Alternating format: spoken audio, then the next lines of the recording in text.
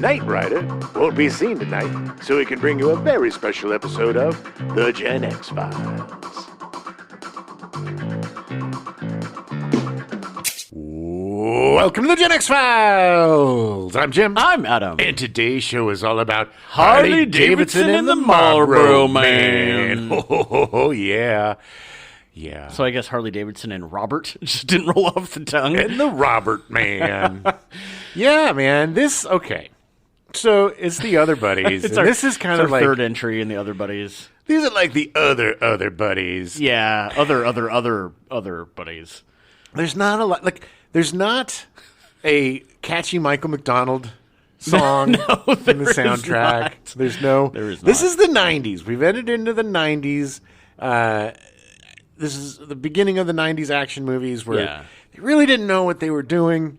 It was kind of like lazy 80s almost. It was like they took they misunderstood like all the lessons learned in Tango and Cash and then just made the movie kind of boring. Well, it's also, they made a lot of really interestingly strange choices. That is very true. And as we were watching it, I thought it would make a great, just straight Western. Like, old-timey Western. Yeah. Both those guys, great actors. They had a good chemistry. Yeah, yeah.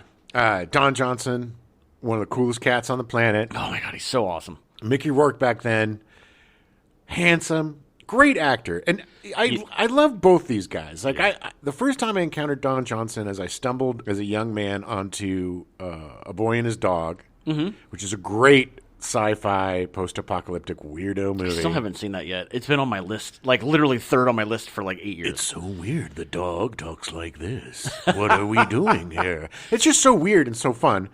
And I saw. And then of course Miami Vice, which is one of my favorite. Everybody loved him because of that. Yeah, top 5 TV shows of all time. Oh yeah. Love that show. Phenomenal show. Absolutely changed television. Yeah, for the better.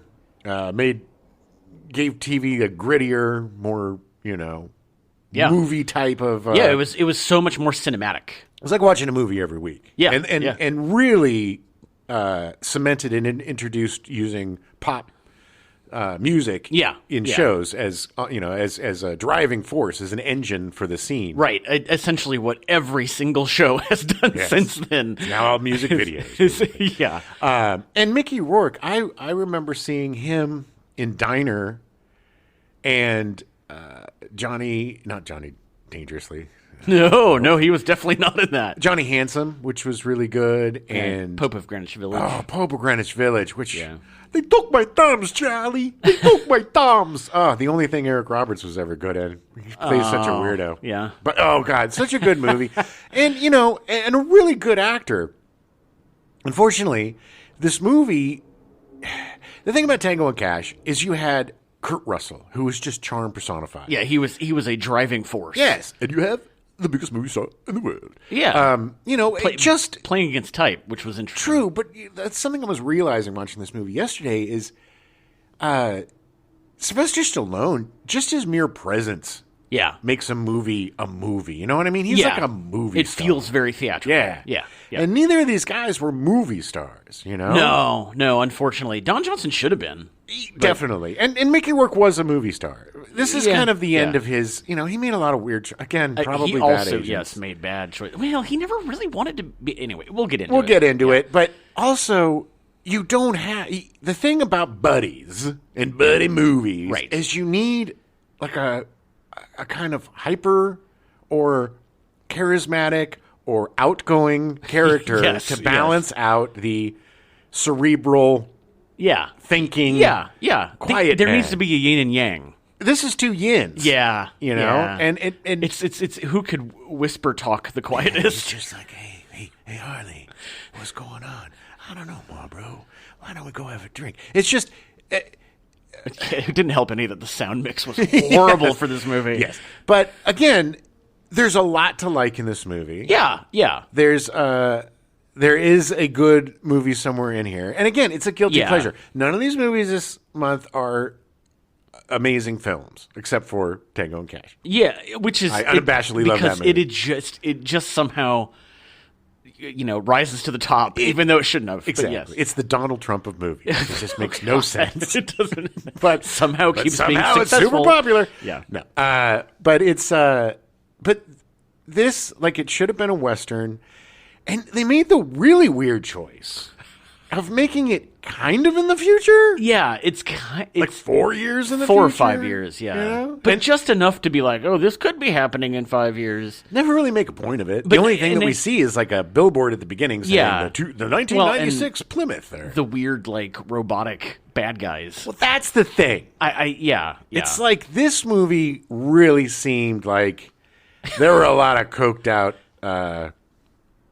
executives. Yeah. Just throwing shit at it. There was really no push, like no direction, and I think that's why Tango and Cash worked, because it was like, yes, we have a plot. Yeah. This movie, Harley Davidson and Marlboro Man, literally took like 30-40 minutes for there to even be a plot coalescing. There's no like real. There's no driving force. It was just two guys getting together and being like, oh, we got to save everybody's bar. Okay. No real explanation of their lifelong friendship Yeah. or why they hang together.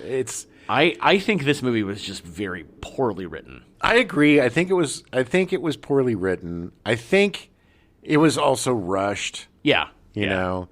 And it, again, a really interesting, cool concept that would have made a really good straight old Western. Yeah, I agree. But still has fun. Anyway, let's get into it. I just want to, This was a movie I had not seen in probably 30 years. Yeah. 30-ish years. And I definitely had a nostalgia sheen on this movie, because watching it again yesterday, man, I was vacillating back and forth between this is so bad to like, oh, this is entertaining. Yeah. I think the last time I saw this, it's a guilty pleasure of T. Arthur Cottam. Award-winning filmmaker T. Arthur Cottam, who was our Miami Vice guest. Listen to episode 6. Yeah, long time ago.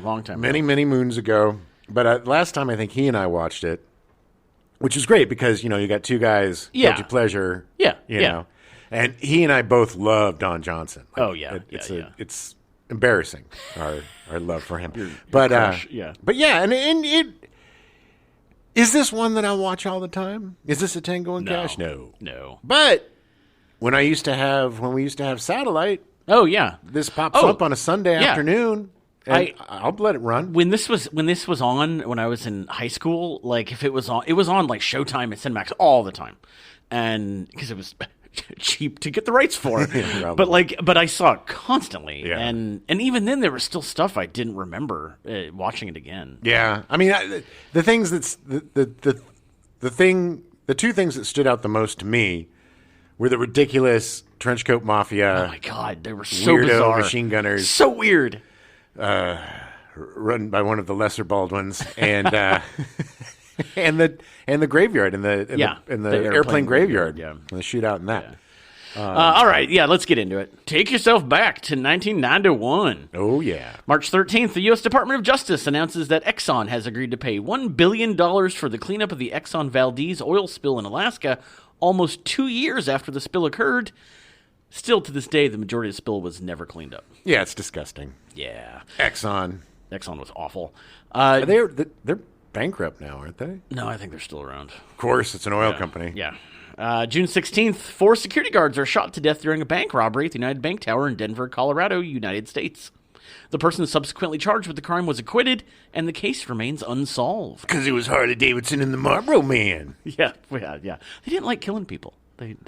Well, I mean, they had to. Charlie didn't. Yeah. August 17th to the 20th, Hurricane Bob hits North Carolina and New England, killing 17 people and causing $1.5 billion in damage. Good Lord. Yeah. August 23rd, Harley Davidson, the Marlboro Man, is released in theaters. A different kind of natural disaster. And I'm pretty sure they named Hurricane Bob after Bob, the executive that randomly pops in. Well, we're probably going to hear from him today. Oh, God. So Harley Davidson, the Marlboro Man, was written by Don Michael Paul, the man with 3 first names. Don't trust him. Don't trust anybody with that many first names. Paul actually started as an actor, making his feature film debut in 1984's Love Lines, starring with Greg Bradford, Mary Beth Evans, Michael Winslow, and Tammy Taylor.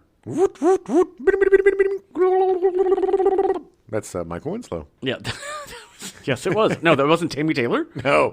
Okay. Tammy Taylor, she made noises from a different part of her body. Oh, okay. All right. Not going there. All right. Paul mostly appeared in B movies with two exceptions. He was in Aloha Summer in 1988, starring Chris Makepeace, Yuji Okamoto, and Tia Carrere, directed by Tommy Lee Wallace, who directed the Stephen King's It television miniseries. Nice. And Tia Carrere was also in Harley Davidson and Marlboro Man. Yeah. He was also in Heart of Dixie in 1989, starring Ali Sheedy, Virginia Madsen, Phoebe Cates, and Treat Williams. Okay, I remember that. Movie I've never seen. Those are literally the only two movies I'd kind of heard of. Okay. Everything else he did was very awful. Paul was able to do some additional writing in 1989 for the Jean-Claude Van Damme science fiction film Cyborg. Oh, I love that movie. That is such a guilty pleasure. After Harley Davidson and the Marlboro Man was released, Paul would go back to acting, being cast in a TV show called The Hat Squad in 1992, which ran for one season. Yeah, I think that was about the guys that were going after the mob. Yeah. It was essentially the detectives going after the mob. Paul would then start directing in 1996, directing an episode of Renegade and Pacific Blue, two TV shows that sound vaguely familiar. You know what's crazy is Branscombe Richmond, who played Big Indian, was one of the stars of Renegade. Oh, yeah. Oh, that's right. Yeah. Okay, yes. That's what I recognized him from, yeah. He was the second banana to the Lorenzo Lamas? Yes, I think it was Lorenzo Lamas, yeah. Paul would write, direct some episodes of Silk Stockings starting in 1998. Oh, of course he would. That is, yes. Silk Stockings is like, if you don't have Cinemax, then you got Silk Stockings, which is like a sex show without sex. Yes, it was awful. His first theatrical feature he would direct would be Half Past Dead, starring Steven Seagal in 2002. Half Past Dead. I'm going to slap you in the face. His career quickly morphed into directing straight-to-video sequels to popular films, including Jarhead 2, Field of Fire, and Sniper Legacy in 2014. Jarhead 2? There was a Jarhead 2. It didn't star any of the original actors. Oh, naturally. I mean, we might have got one of them, maybe some. I'm sure they were probably supporting. And he was the beginning of that weird. At some point, we have to sit down and do a sniper marathon. Oh, my God. Because they're so bizarre. Well, he directed quite a few of them, He did. He directed Tremors 5, Bloodlines in 2015. All right. Is that when we started getting Jamie Kennedy? Correct. Okay. Sniper, Ghost Shooter, and Kindergarten Cop 2 in 2016. What? Yeah, Kindergarten Cop 2 actually had Dolph Lundgren in it. No, that's fun. Yeah. I kind of want to see it now. Did not know it existed. Tremors, A Cold Day in Hell, Death Race Beyond Anarchy, and The Scorpion King, Book of Souls in 2017. There was a Scorpion King movie in 2017? Yeah, there were like 6 of those movies. It was crazy. It was actually a sequel. It was a sequel to a prequel, which was a prequel to the original series. The Mummy. Yeah. It was super weird. Anyway, Bulletproof 2 and Tremors Shrieker Island in 2020. Bulletproof 2? Yeah, if there was ever a movie that did not need a sequel, it was Bulletproof. Oh my God, an awful movie with Damon Wayans and what's that? Was it the fucking comedian from Saturday Night Live? Adam Sandler and... Sorry, I'm just thinking that in your head, all you hear with Adam Sandler is "goo." That's that was actually Sandler. Now that you say Adam Sandler, it was like, yeah, that's dead on. That's me. But what a dumb movie about a guy who accidentally shoots his friend in the head. What? You saw Bulletproof? Apparently, I've not seen Bulletproof because I didn't know that happened. Yeah, so Damon Wayans and Adam Sandler, whose name seems to be jumping out of my head every 5 seconds, they're like buddies or they're stick-up guys or there were some kind of low-level criminals. Yeah. And I think Sandler shoots Wayans in the head, and then Wayans goes to prison or something. I don't know, and he's supposed to get him back, but they're friends, but they're not friends. It's just a weird, dumb movie that I can't believe had a sequel because the only reason there was to watch it was the 2 leads. Yeah, they were definitely not in Bulletproof 2. Really? Adam Sandler was? It was probably Rob Schneider. Yeah, probably. So, script in hand, the production hired Simon Windsor to direct Harley Davidson and the Marlboro Man. Windsor started his career in directing TV episodes. Okay. By the 1980s, he had directed over 200 hours of television. Impressive. Windsor's first feature film was Snapshot in 1979 with a budget of around $300,000. The movie only took 11 weeks from the first day of shooting to having a final print in hand. That's impressive. Apparently got some pretty good reviews. His second feature was Harlequin, also known as Dark Forces in the United States, in 1980. The film is a modern-day retelling of the historical figure Rasputin. Yeah. It looks so bizarre. Really? Like, I think it's on Tubi or something. Like, I looked it up because it looks so weird. Okay. Set in America. Like, it's essentially Rasputin set, like, he's, like, becomes an advisor to the president. It's so bizarre. Is he still really hard to kill? I'm assuming at the end, yes. I haven't actually watched it, but it looks fascinating. I love that because it's not true, but I love the I know, yeah. the lore behind Rasputin and how he's like drawn and quartered and his tongue ripped out and all this stuff, but he came back to life. Yeah, and stabbed and then thrown over a bridge and then he crawled out of the river and then they hung him and blah, blah, blah, whatever. None of that was true. What? Yeah, I know. In 1985, Windsor directed the film Daryl, or Daryl. That's the name of my brother-in-law. Oh, that's right. It's about him. Starring Mary Beth Hurt, Michael McKean, Catherine Walker, Colin Camp, Joseph Summer, and Barrett Oliver as a seemingly normal young boy who turns out to be a top-secret military-created robot with superhuman abilities. Yes.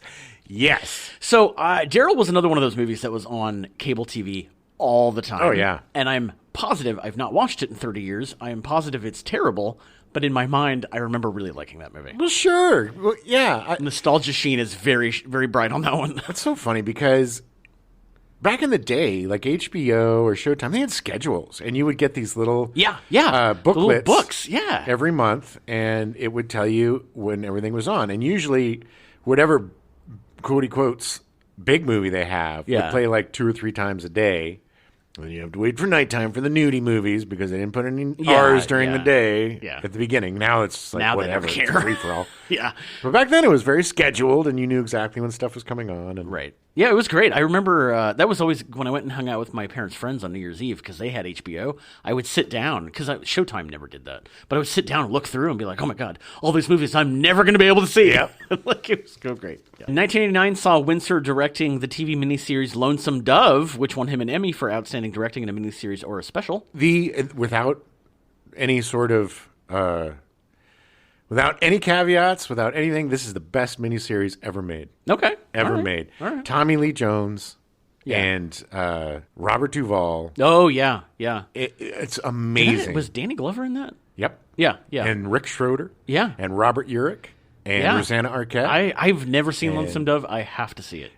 Johnny, Big Bear. Yeah. Johnny and I, John, that's our favorite. We used to watch that once a year. You would get together and hang out. And watch that. I miss it. We need to, Johnny and I need to do a Lonesome Dove. Maybe next time you do it, I'll tag along and watch it for the first time. Good 4.5, 5 hours. Yes. It's a three-part miniseries. Wow. But so good. And it's one of my absolute favorite things that Tommy Lee Jones and Robert Duvall have ever done.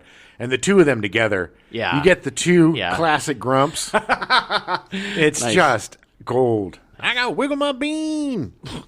That's what he said. Wow, that's very out of context. You want a woman? That's what he said. Okay. Anyway, okay. Got to see it. Love it. That was for Johnny. You want a woman?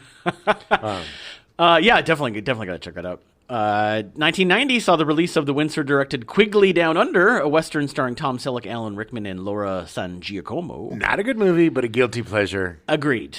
It's set in Australia. Technically, it's the Western of Australia, but it is Tom Selleck, and he is awesome. Awesome. It is not a good movie. But Tom Selleck is a cowboy, man. Oh, my He was one of the original Marlboro Men. Yeah. Oh, that's right. Yeah. The guy in the ads selling ciggies. Yeah.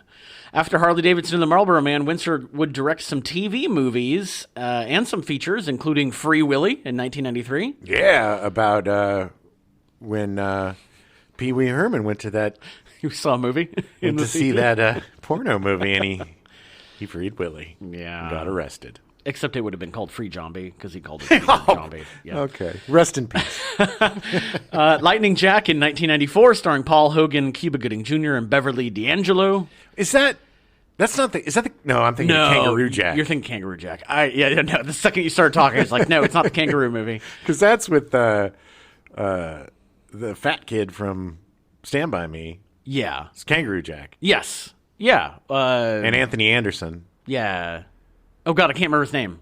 Anyway, the fat kid from Stand By Me. Which I know. Jerry O'Connell. Jerry O'Connell. Aha. Yeah. He also did Operation Dumbo Drop in 1995, starring Danny Glover and Ray Liotta. I love that movie. It's a definite guilty pleasure. It is a definite guilty pleasure. It is not a bad movie at all. No. It's a really interesting... It's one of the only, kind of feel-good Vietnam movies ever. Yeah, And it's just a really interesting story. It's based on a true story. Yeah. Of course, they took a lot of liberties. Right. But Ray Liotta and Danny Glover are both just gold in it. And, we're definitely going to have to cover it. He also, I didn't include this, but he did direct Crocodile Dundee in Los Angeles, the third of the Crocodile Dundee movies. There was a third? Yeah. Both Paul Hogan and the woman whose name is escaping me were both in it. That's his wife? Yeah. It was his wife. I don't know if they're still married. I don't think they're still married. But yeah, apparently Paul Hogan and Simon Windsor were very good friends. Oh. They were very close. Well, wait, what was... There were three? Yeah. What was the second? The second one was New York. Yes, he was in New York. He went from Australia to New York, and then the third one was Los Angeles. What year was that, do you know? It was like 2007 or something. Crazy. Like it was way after... It was like 10 years after the second movie. I didn't even know it existed. He also did The Phantom in 1996, starring Billy Zane. Yeah. That was around the time where they were doing all these very obscure superhero movies. Yeah.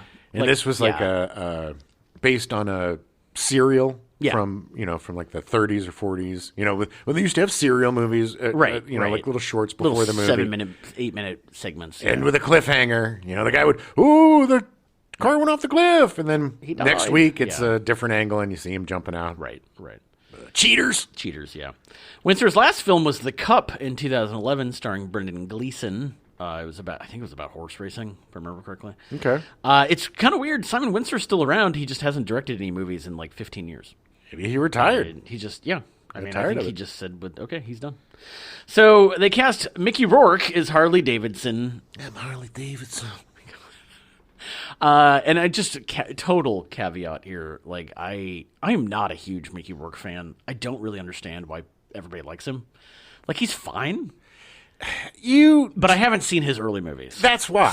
That's why. I mean, if you started like I did, seeing him in Diner, Pope of Greenwich Village, in actual movies where he's really good and he's very handsome, like he is in this, instead of the monster that he's become, the poor son of a bitch looks just like.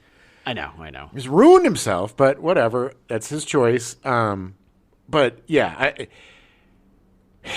he seemed like he never really wanted to act. Like it was much like all the other athletes. It was kind of a fallback, right? And he was good at it. Well, he worked hard at it. Yeah. I mean, he studied and he was very good. And I think there's certain guys that just don't fit into that world, and I don't think he fit into that world. I agree. And I get it too. It's a total phony world, man. Oh yeah, and if you have integrity or if you don't want to play that game, I get it. Yeah, and I think that that just wasn't his gig, man. Yeah, I agree. So before high school, Rourke took up self-defense training at the Boys Club of Miami.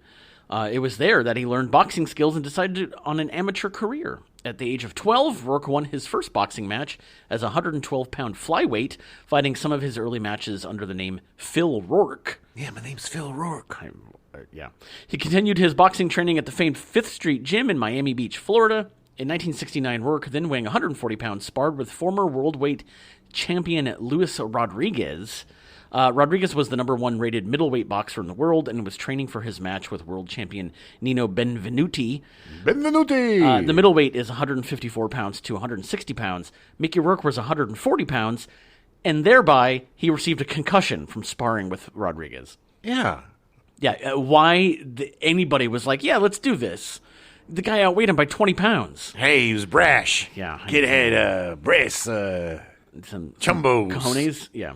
After the 1971 Florida Golden Gloves, Rourke suffered another concussion in a boxing match. Guy had a glass head. After being told by doctors to take a year off and rest, Rourke temporarily retired from the ring. He's really like 13? Yeah, I know. Well, no, he's 18. He was 18 this time.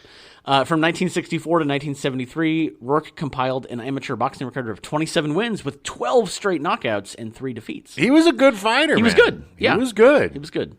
Rourke had acted in one play in high school but wanted to focus on boxing. After he suffered his second concussion, a friend at the University of Miami needed an actor for a play he was directing, so Rourke got the part and immediately became enamored with the acting world. I really like this. Yeah, Borrowing $400 from his sister, he moved to New York, working an assortment of odd jobs while studying with actor studio alumni Walter Lott and Sandra Seacat. Ooh. It was under the Seacat's tutelage the Sea Cat's. It was under Sea Cat's tutelage, not the.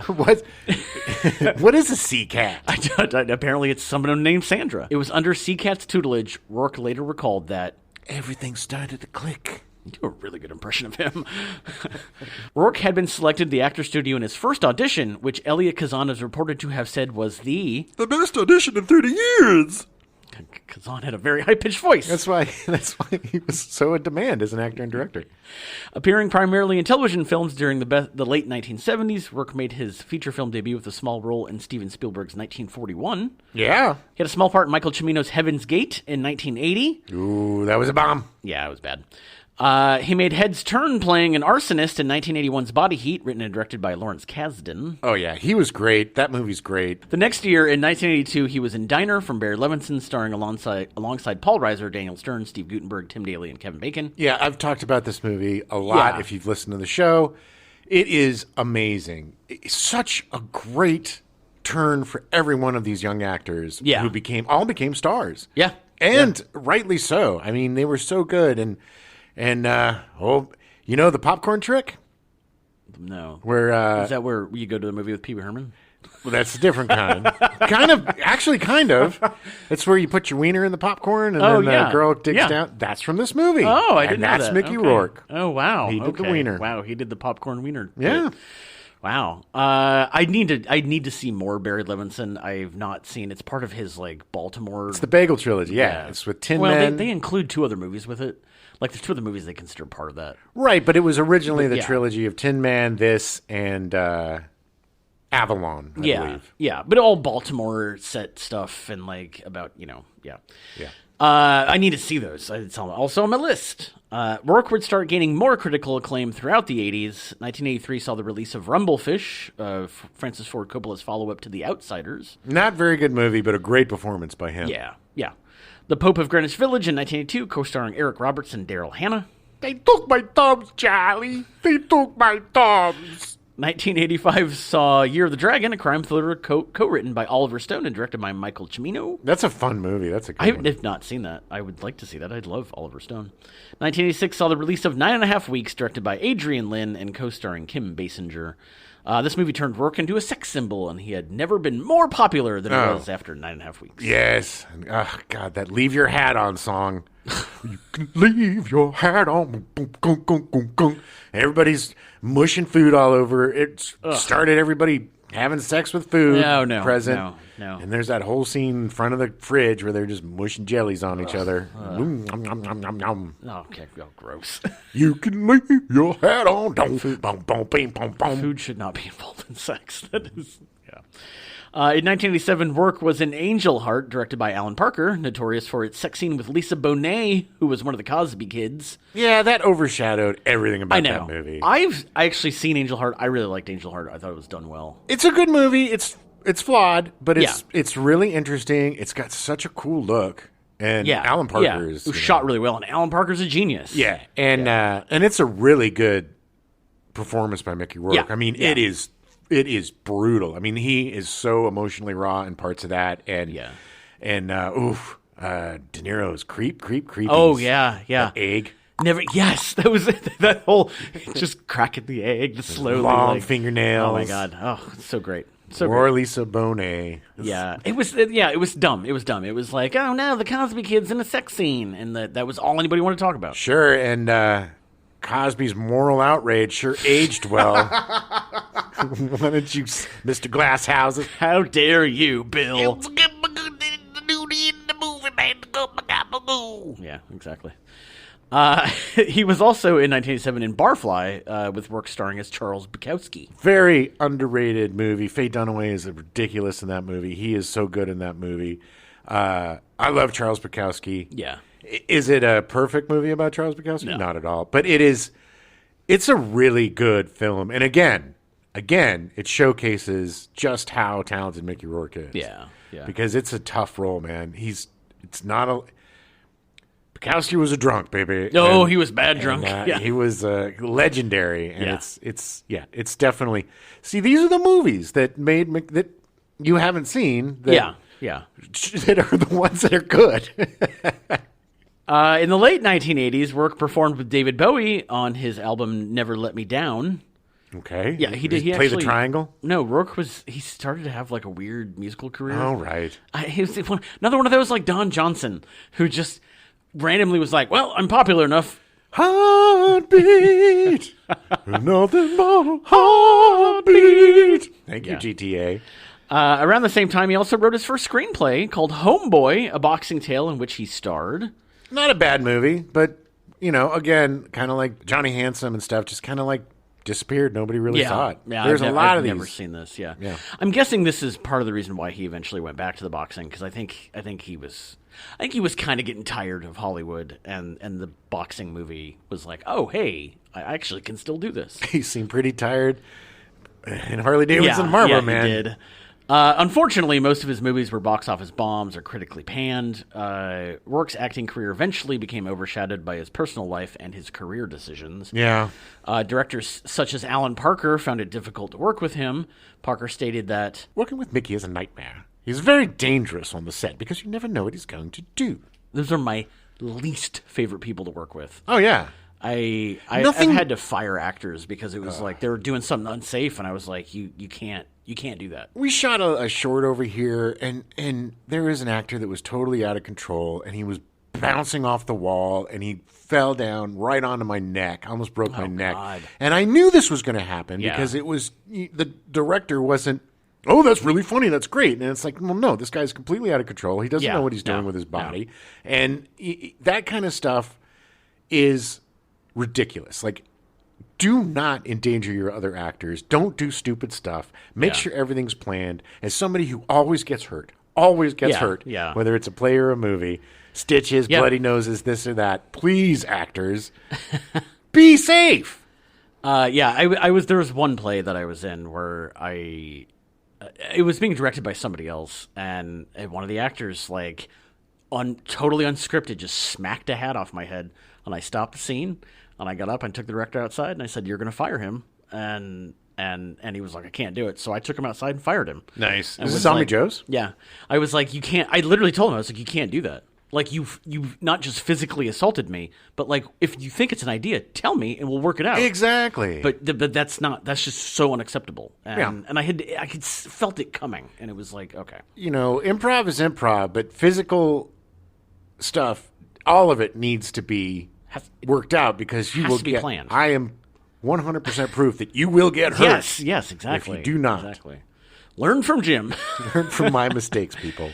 Rourke also constantly turned down parts of movies that became big hits. This is where the weird, I don't know why he turned these down, but movies including 48 Hours, Platoon, Highlander, Top Gun, Beverly Hills Cop, The Untouchables, Rain Man, Tombstone, The Silence of the Lambs, and Pulp Fiction. Wow, I wonder who he would have played it. He was going to play the Bruce Willis role. Really? Mm-hmm. I mean, he was a boxer. Like, that was Tarantino. No. I meant Silence of the Lambs. Oh, Silence of the Lambs? They might have, maybe for the Buffalo Bill role. Maybe. I could see him doing that. Yeah, totally. It would have been a great part for him. Yeah, he was going to be the cop in Beverly Hills Cop. Yeah. After Stallone dropped it, right? After Stallone decided to make his own cop movie. I'm going to make it pretty. My own cop movie without any sort of laughs. It was Beverly Hills Cop that I couldn't think of in Tango and Cash, that Cobra, that he wrote his own movie. And then, so just correcting that from the last episode. But yeah, I mean... it's just sad because, like, all of these are movies that I've seen. He would have been... movies that he would have been great in. He would have been great in Rain Man. He would have been great in Tombstone. Pulp Fiction, he would have been great. Yeah, he would have been great. I mean, and the thing is that the casts in all these are great. I mean, minus Highlander, but maybe Highlander would have been good. Possibly for me to speak on, for not to. Yeah, I mean, I would have bought him more as Lambert's character. There could be only one. I'm gonna cut your head off. In 1991, Rourke decided that he had to go back to boxing because he felt that he was self-destructing. I had no respect for myself as an actor. Rourke was undefeated in 8 fights with 6 wins, 4 by knockout, and 2 draws. Again, really good boxer. Good boxer. He fought internationally in countries including Spain, Japan, and Germany. During his boxing career, Rourke suffered a number of injuries, including a broken nose, a broken toe, broken ribs, a split tongue, and a compressed cheekbone. Good Lord. Broken toe. That's really below the belt. Why are you punching my toes, man? he was fighting a little guy. Very small. He also suffered from short-term memory loss. What? He also apparently was getting concussions constantly. Wait, where am I? Yeah. His trainer during most of his boxing career was Hell's Angels member, actor, and celebrity bodyguard Chuck Zito. Chuck Zito. He was on the Howard Stern show all the time in the 90s. It's funny. I didn't include this, but the motorcycle he rode during Harley Davidson, the Marlboro Man, he actually gave to Chuck Zito because Chuck Zito kind of acted like as a stunt double during the movie. And Rourke refused to go to the premiere because he hated the movie. And so he was like, take my motorcycle and go. And Chuck Zito's like, well, I'm not going if you're not going. And then they just went to Vegas. And neither of them went to the premiere. Yeah, that sounds like a good plan. Yeah, okay. Boxing promoters said that Rourke was too old to succeed against top-level fighters. Indeed, Rourke himself admits that entering the ring was a sort of personal test. I just wanted to give it a shot. Test myself that way physically while I still had time. I get it. I mean, he loved boxing. That was his first love. It was a thing. He was like, if I get any older, then I'm not going to be able to do it. So, and he obviously had 8 fights, 6 wins, and 2 draws. He's not Jake Paul. Yeah. Yes. He actually knows what he's doing. Oh, maybe Jake Paul's a good boxer. He's not. He's not. But yeah, I mean, this guy, it wasn't like, ooh, Hollywood actor, vanity project is boxing. It says he was a boxer who happened to be an actor and went back to boxing. I remember. They tried to play it that way. I remember stories like Inside Edition and stuff. Yeah. And like them playing it up like, oh, Hollywood beauty wants to become a boxer. Yeah. It's like, no, he actually, and then they would talk about it. And it's like, yeah. It was just cruel BS back then. I mean, it was after that, but that's when you had TMZ and who's that celebrity? Current Affair and Inside Edition, all those shows were precursors to that stuff. Where it was just shock headlines and then like, oh, actually, it's not that bad. Exactly. It was just meant to get you to watch. Well, a lot of it too, unfortunately, was the Hollywood machine taking these people down a peg. Yeah. Because of whatever reason. Well, if they don't think they're worth the money, then they're not going to ask for the money. Yeah. I mean, I don't know. It's just stupid. Yeah. Rourke's boxing career resulted in a notable physical change in the 1990s as his face needed reconstructive surgery to mend his injuries. His face was later called appallingly disfigured. Oh my gosh, that is so mean. It is so horrible. But it is apt. It is. He does not look the same. Oh my God, he was so freaking handsome. I know. It is surprising. Watching Harley Davidson, the Marlboro Man, and then seeing him now. Yeah. Or in The Wrestler. Or yeah, it's just, oh my God. It's shocking. Yeah. Well, don't get punched in the face. Yeah. There you go. That's my advice, people. Don't get punched in the face. Rourke's return to acting in the 90s resulted in a lot of directed-to-video movies, a lot of B movies. Try that again. Yeah. Rourke's return to acting in the 90s... Wow, I can't say that word. I just licked the microphone. Gross. Okay. Rourke's return to acting in the 90s resulted in a lot of direct-to-video movies, a lot of B movies, while appearing in some higher-profile movies like The Rainmaker in 97 from Francis Ford Coppola, based on the Grisham novel. He was great in that. He was great. I just remember him being really good. And it was like, okay, now finally he's back. Getting back. Yeah. He was also in Buffalo 66, which granted was not a huge high-profile movie.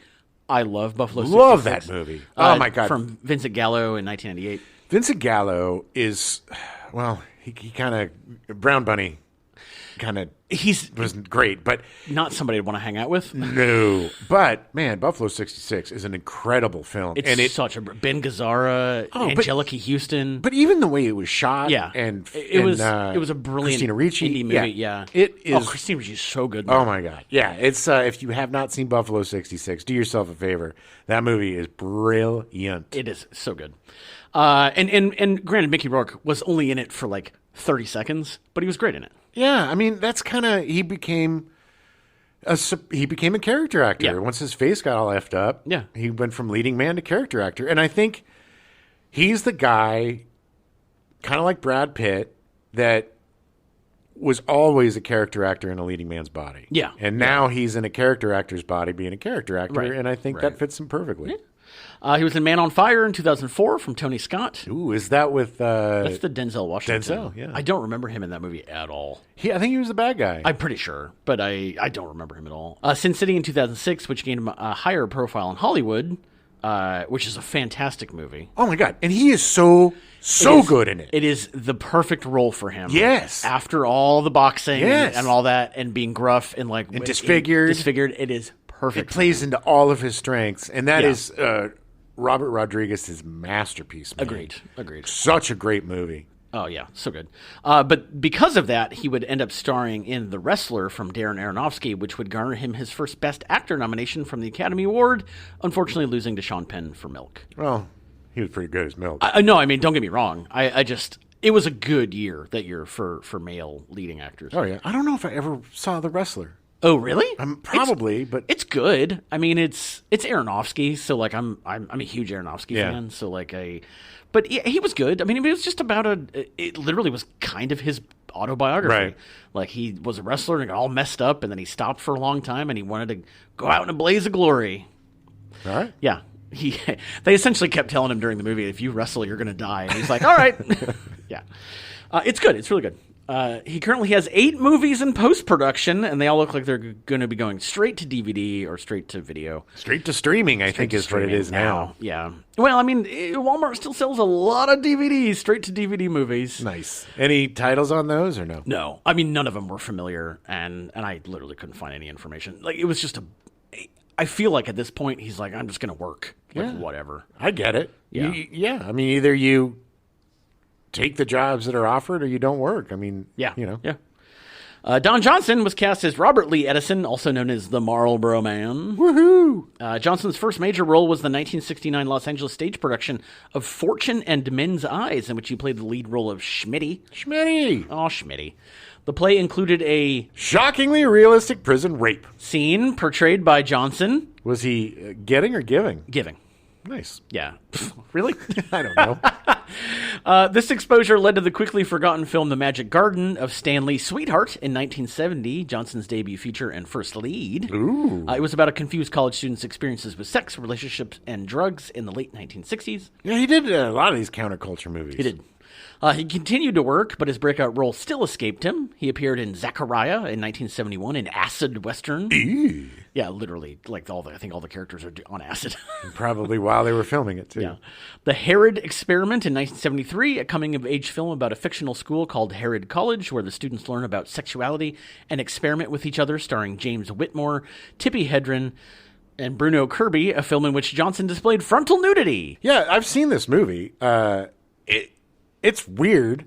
Oh, I've never seen this. I kind of want to watch it now, knowing that Don Johnson shows his weenie. Everybody shows their. You get to see Bruno Kirby's weenie too. Ooh. But it also has because I remember seeing this when I was young, and also one of the stars was one of the daughters from Eight Is Enough. Oh, really? You know, which is a pretty family film, family show. It'd be like Lisa Bonet from doing Angel Heart. And it was like, oh my goodness. Yeah. But yeah, it's just a weird movie about in Herod. They pair men and women together in dorms. Oh. You know, and some sleep together and some don't. And Bruno Kirby's kind of uptight, and the girl is really uptight. That's living with Don Johnson. It's not bad. It's just kind of weird. And boy, if you watch it on Prime, man, whatever print they used was like 3,000 years old. And it's like they took it to the desert and just scraped it all on the sand.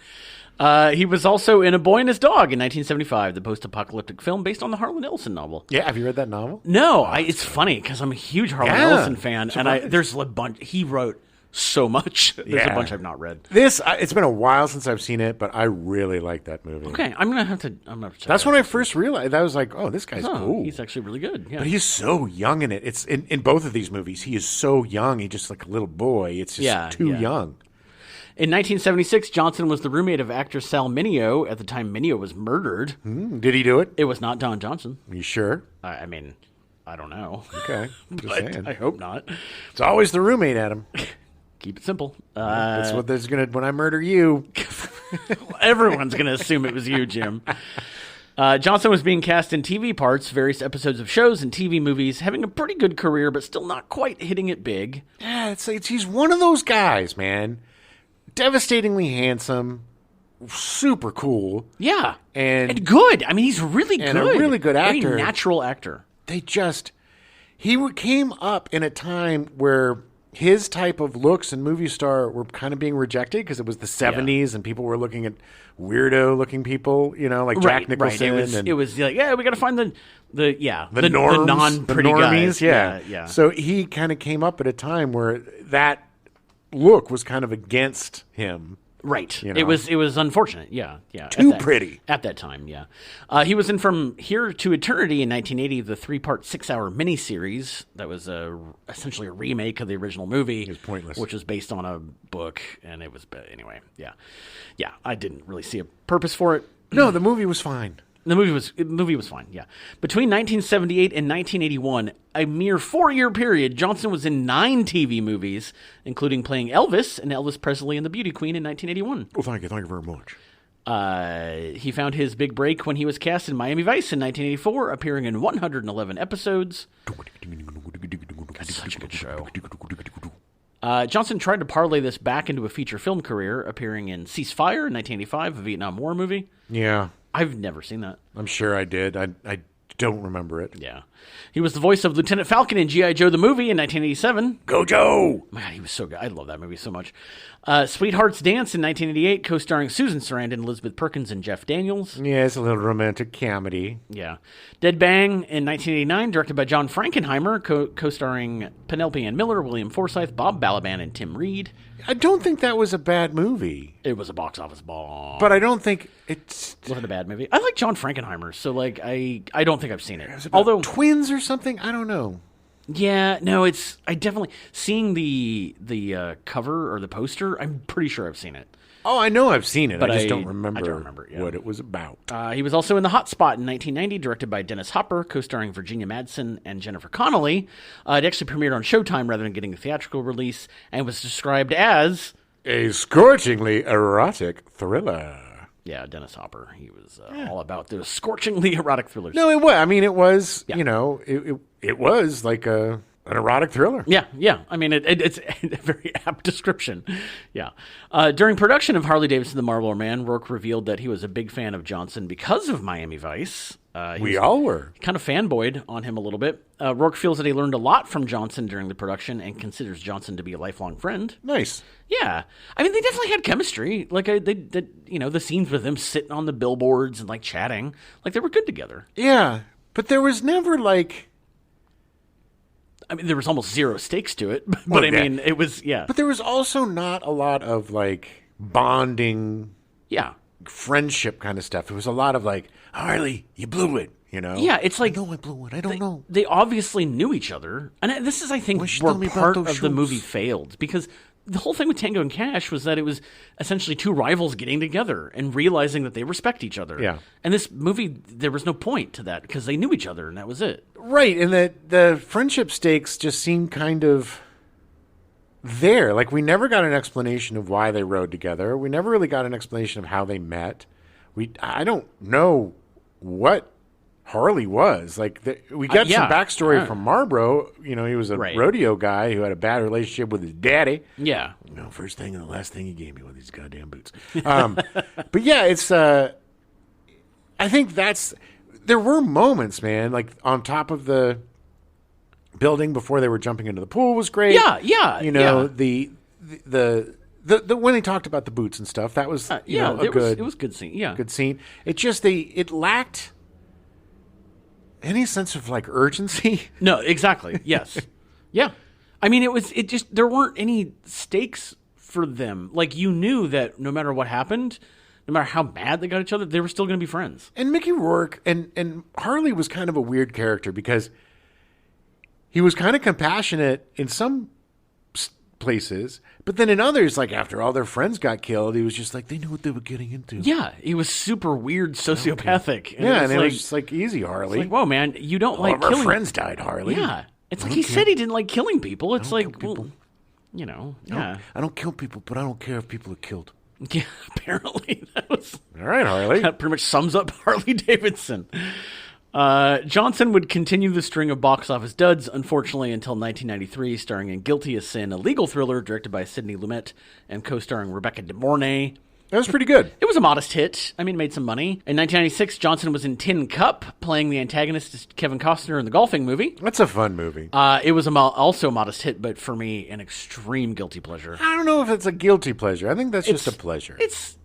I have a soft spot for sports movies, and the ending of that movie is one of the most brilliant endings of any movie I've ever seen. Oh yeah, when he just keeps When going he's like, no, I'm gonna get this, and he drops like 80 balls, and he's just like, I'm gonna do it, and then he gets a hole in one, even though he wasted like 18 strokes. Yeah, but it was Don a brilliant Johnson was movie. so good in that He was too. good, As the yeah. foil. He was just like, "What are you doing?" I mean, he was just almost like compassionate. Yeah, to it the was fact like, that you're ruining your Kevin career. Costner- But it was also the first time that I think Johnson was kind of played the antagonist, Mm-hmm. like a kind of not a bad guy, but like giving himself a little more depth and all Yeah. that. Yeah. He would go back to TV with Nash Bridges in 1996, appearing in 122 episodes through 2001. I completely forgot that existed. I have never seen an episode. As much as I love him, I never watched Nash It Bridges. also had Cheech Marin in it. I know, It strange. would be your. You should have loved that show. I should have, but it was a CBS old people show. Yeah, it was. It definitely was. And I was a little disappointed that Cheech Marin was in an old people. That was when Cheech was like, I'm getting away from the weed, and I'm going to go for the bucks. Mainstream. Yeah. Since then, he's mostly played bit parts or villains in movies, with notable parts in Django Unchained in 2012, written and directed by Tarantino. Great. So phenomenal in that movie. He's so good at, and this movie proves it. Marlboro Man, Harley Davidson, Marlboro Man proves it. He's very good at like comedy timing. Mm-hmm. Like the whole bit when he jumps off the truck and his mask falls down, he's just like, shit. Yeah. And he pulls it back up. Like he's so good at those moments. Yes. Like, Just realistic. I mean, yeah. he plays real comedy. He plays everything very real. He's just got that. He's just cool, man. Yeah, And he's still super cool and handsome. And it's just, that's why Miami Vice was such a hit, because that MFer knew how to sit in a scene and twist his cigarette. You know, he would always, all of my friends, because of stupid Miami Vice, we all twisted the fronts of our cigarettes closed because he would just sit there and twist. We'd be like, "Oh, Don Johnson does it, and it should be something to be done." I just in Django Unchained is so great. He's playing the KKK, and they just like arguing about my wife cleaned those, and he's like, "What? No!" Like it's such a great scene. He was also in Brawl and Cell Block 99 in 2017, starring Vince Vaughn. Yeah, whatever. Did you see that? No. It's a very underrated movie. Really? Vince Vaughn is badass in that movie. I don't know. I've kind of fallen out with Vince Vaughn. I get it. It's just more of an action movie. And I mean, I'll check it out because I mean, I don't have anything against him. I just it's another one of those things where the less I know about actors I like, the better. And I found out too much about Vince Vaughn, and it affected the way that, you know. Yeah, I understand. I totally understand. Unfortunately. He was Don Johnson was also in Knives Out in 2019, written and directed by Ryan Johnson. No relation. He was so good in that movie. He was. Look, Don Johnson's an American treasure, man. He is. He most recently can be seen in the just canceled sitcom Kenan, appearing in 20 episodes. Oh my God. I need to watch that because I love Kenan Thompson and I love Don Johnson, and I'm very sad it got canceled. It was really great. It was a return to like sitcoms, man. Yeah. But good sitcoms, right? You know, right. not like Facts of Life or whatever goofy stuff. But Kenan was great. He was the host of a co-host of a morning talk show. I believe his wife passed. Oh. And Don Johnson's his father-in-law, who lives with him, and his brother / manager, played by Chris Redd from Saturday Night Live, who again is amazing. Yeah. Who, strangely enough, is dating Kenan's ex-wife, and they're all cool with it. Oh, weird. Yeah, it's very strange. But there was such a great chemistry with Kenan and Don. You know, the kind of like they could have been like, oh, we hate each other, whatever. But it wasn't. It was like they all loved the kids. Right. And it was all about the daughters, who were adorable. And just a really down-to-earth return to good, solid sitcom stuff. And it just fell between the cracks or whatever, and it was just a shame. I didn't watch it, so I'm part of the problem. Yeah, so you are part of the problem. I'm the reason it got canceled. You are. They're like, well, if Adam's not watching it, nobody's watching it. Johnson will be seen in the upcoming films Rebel Ridge from Jeremy Saulnier, who directed Murder Party, Blue Ruin, Green Room, and Hold the Dark. Okay. Murder Party is a phenomenal movie. Okay. It was done very low budget, but about a guy who goes to a Halloween party and realizes that everyone's murdering everyone else. Oh. And then Blue Ruin was really good. It's a very odd movie about a guy who's trying to get revenge. Literally no dialogue in the movie for the first 35 minutes. Oh, wow. And Green Room was the Patrick Stewart movie with him playing the neo-Nazi. Oh, I saw that. That was really good. And with Anton Yelchin. Yes, Anton Yelchin. Yeah. It was like one of his last movies. Where they get invited to go play at a place and didn't realize there was a bunch of neo-Nazis and then they were trying to get out. And then there's a bunch of murder. Jeremy Saulnier. And Hold the Dark was with... I can't think of his name. It was a Netflix movie. Anyway, Jeremy Saulnier is somebody that I think is up-and-coming. Oh, yeah. So I mean, Patrick Stewart was chilling in that. He was one of his best performances ever. Yeah, I think Hold the Dark was like a post-apocalyptic movie, if I remember. I didn't actually see it, but it was a Netflix exclusive. Okay. But anyway, I'm excited about Rebel Ridge because whatever Jeremy Saulnier does, I'm excited to see. Hey, and whatever Don Johnson does, I'm excited to see. Exactly. They'll be good. They'll be really good together.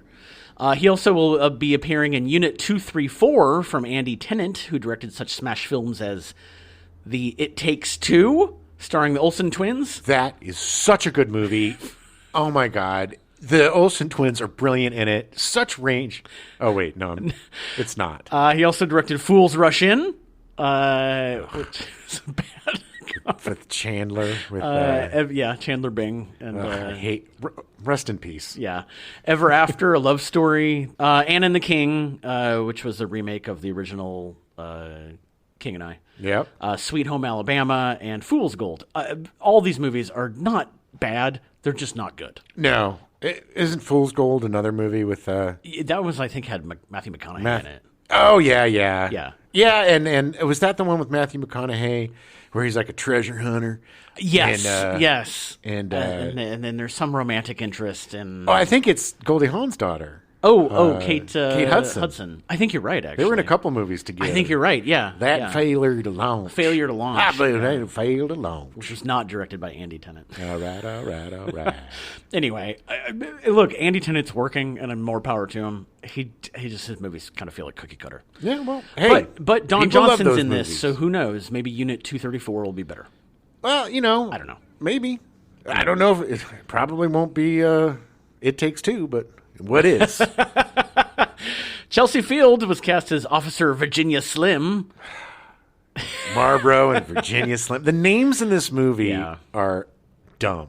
I know. Field started her career as a solid gold dancer, and one of her first television roles was on Airwolf. Yep. Woohoo, Airwolf, yeah. She played Tila in the 1987 film adaptation of Masters of the Universe. I have the power. Huge guilty pleasure. By the power of Grayskull. Yeah, that was such an awful movie. Field appeared in Skin Deep in 1989 with John Ritter, featuring the infamous glowing condom scene. Yeah, it was like the wieners were lightsabers. Yeah. It's because of Masters of the Universe and Skin Deep is why I recognized her in this. Oh, yeah. She would appear in The Last Boy Scout in 1991. That's where I remember her from. What a thankless role. Yes, awful role. Yes. Oh, my God. Whomever wrote that movie hated women. Yes. Hated them. Shane Black. But yeah. Shane Black must have really had gone through a bad breakup or something. Oh, my God. Because not only was Chelsea Field written as a horrible, angry, awful person, but, my God, the daughter. Yeah. That poor actor. Oh, my God. It was one of the most hateable roles I have ever seen in my life. And she went on to have a great career. But, yeah, I mean, she was just this foul-mouthed, awful little person. Right. And that movie was just it was just written so cynically and so... a little too far. Oh, my God. Everybody was a dick. Everybody in that movie was a dick. You got to have at least one likable character. Exactly. And none of them were likable. Yeah. And that's why we'll cover it at some point. I know we will. But, oh, man. Whoever hurt Shane Black hurt him deep. In 1993, Chelsea Field was in The Dark Half, directed by George A. Romero, adapted from the Stephen King novel. That was great. She was really good in it. She was good in it. It's one of my lesser liked Stephen King books. Was that house? I think it was one of those. I think he was still kind of the book or the movie. You didn't like the book? The movie was fine, but because I didn't really like the book, the movie was kind of like, okay. Yeah, I like the book. The movie is a guilty pleasure. I thought, what's his name? I thought Timothy Hutton did a really good job of playing both parts.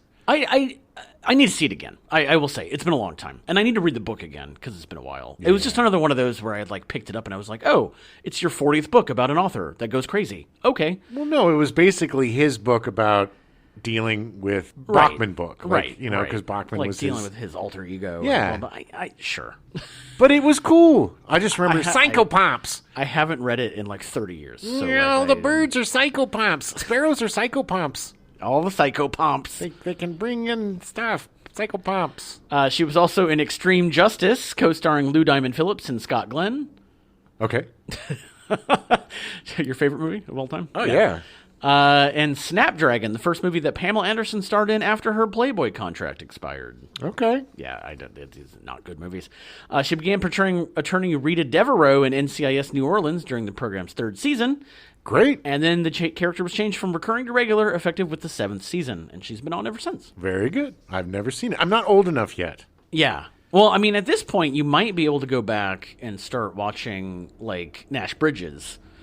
Because I think you're maybe about at the right age for it. I'm getting there.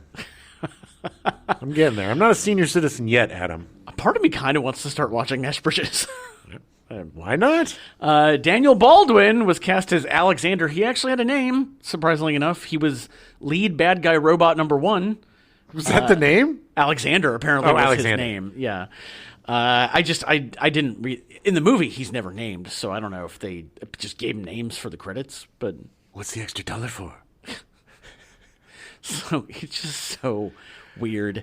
Yeah. Baldwin is the second oldest of the Baldwin brothers acting clan.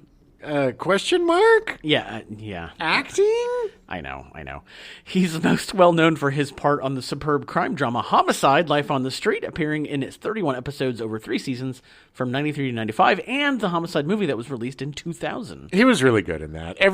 Everybody was good in that because it was such a good show. It was written so well. Yeah, and he did a good job. But Alec Baldwin's great, but he just unleashed too many Baldwins on the world. Yeah. Well, Alec Baldwin? What did I say? No, yeah. Well, but it's not like he unleashed them. It was his brothers. It was his mother. His parents. Or you could blame the parents. Well, no, I mean, he got in there and then, I know. And then he pulled all of his brothers everyone's in. like, well, if he can do it, I can do it too. Yeah. It's basically, when you're making a movie, it's like, which Baldwin can we afford? Top of the tier, Alec. And then Billy. And then Daniel. And then at the very, very bottom, Little Stevie Baldwin. Baldwin has mostly appeared in B movies, not quite gaining the success of his older brother Alec. He did have more success in TV, along with Homicide. He appeared in the ironically named I'm a Celebrity, Get Me Out of Here, and Celebrity Big Brother, getting 13th place. Jesus. That's when you know your career is done, is when you end up on I'm a Celebrity. Well, he kind of had to because he has a long history of substance abuse and arrests throughout his career. Honestly, I thought he died. Yeah, we started talking about doing this movie, and Jim was like, "Oh yeah, it's starring the dead Baldwin brother," and then I started writing the script, and it was like, none of them are dead. Even I think in the last show, I referenced that he was dead, yeah. And I apologize, Daniel. You aren't very much alive. I thought he was dead too. I was so confused because I was like, "Is there another Baldwin brother?" No, it's Chris Penn, Sean Penn's brother. He died. Yes, who was so. He was a phenomenal actor. Yeah, I mean, he was really, really good. He was the character actor of the two. Really great in True Romance. Really, Reservoir Dogs. Oh my God!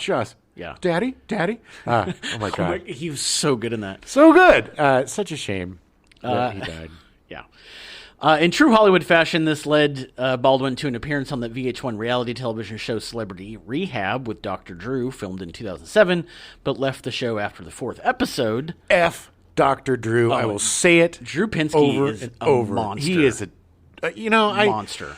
I used to listen to him on Love Line. I did too. And I used to listen to him on Kevin and Bean. I thought he was a decent dude. He has good advice. Yeah. Like, this is interesting. But then that son of a bitch to exploit people the way he did. Awful. And their addictions was disgusting. disgusting. Absolutely disgusting. And then he came out with a bunch of weird crap during the... It was around the time that I found out pandemic. that he was best friends with the TMZ guy, and I was like, Harvey Levin? Yeah, they're like really close.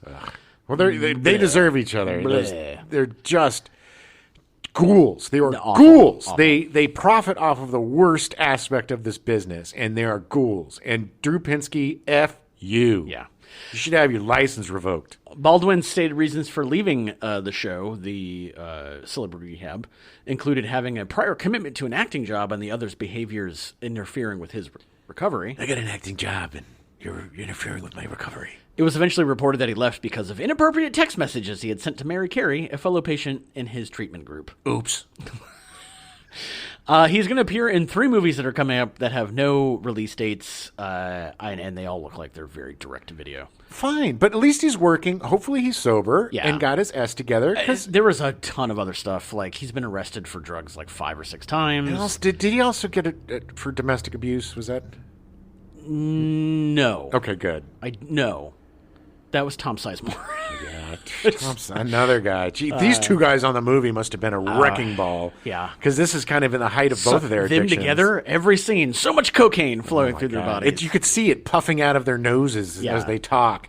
I didn't include it, but it was Sizemore was arrested for domestic violence of Heidi Fleiss, who was dating at the time. Right. Yeah. The Hollywood Madam. Yeah. A much better actor and does not get arrested all the time. Giancarlo Esposito. He's Jimmy Giles, who, funny enough, is from Denmark. Okay. His family moved to New York when he was 6 years old. In this movie, he looks like Jim said it best. We were watching the movie, and he was like, he looks like a reject from Sgt. Pepper's Lonely Hearts Club Band. He had the jacket. It was like, what is it? What was that choice? It was weird. He had so much energy back then. He was always the guy, the guy that was just like, boo, Yeah. He was like, he was just this ball of energy that was released upon the set. He was a very handsome man. Oh my God! Yeah. I mean, he's still a handsome man, but like, God, he's so good. Esposito is one of my favorite. He's probably most well known as Gus Fring in Breaking Bad and the prequel Better Call Saul. What most people don't know is that he's had a long career in the movies as well as TV, but we'll cover that in another show. Okay. A show where he has a little more screen time. Sure. Because God knows there's so many movies that he's in that we could cover. His feature debut was in Running in 1979, starring Michael Douglas. He appeared in unnamed roles in a number of 80s movies, including The Changeling in 1980, Taps in 1981, Trading Places in 1983. I think that's what I was thinking of when he was in jail. Yes.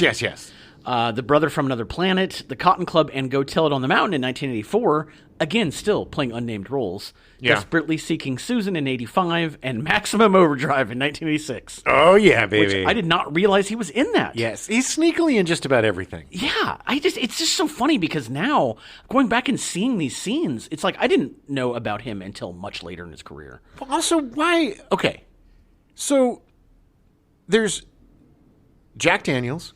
Yeah. Harley Davidson, Marlboro Man. There's Virginia Slim, Jose Cuervo, and yet Giancarlo Esposito's name is Jimmy Giles. It's just like I think his father, who was the older guy that owned the bar, was called something else entirely. The old man. He's credited as the old man. He doesn't have a name. Yes. Yeah. Yes. I just don't understand why he wasn't like, Johnny Smirnoff or right Johnny Smirnoff. Well, he wasn't Russian or Jim Beam or Captain Morgan or something. Captain Morgan. He could have been Captain He Morgan. looked like Captain Morgan. He should have been suit. Captain Morgan. Look, we should have been on that movie. Jimmy, also otherwise known as Captain Morgan. God, if we had written the movie, it would have been a lot better. Hey, Harley Davidson and the Marlboro Man. We're going to be getting them riches. Arg. So Esposito's breakthrough role was in School Days from Spike Lee in 1988.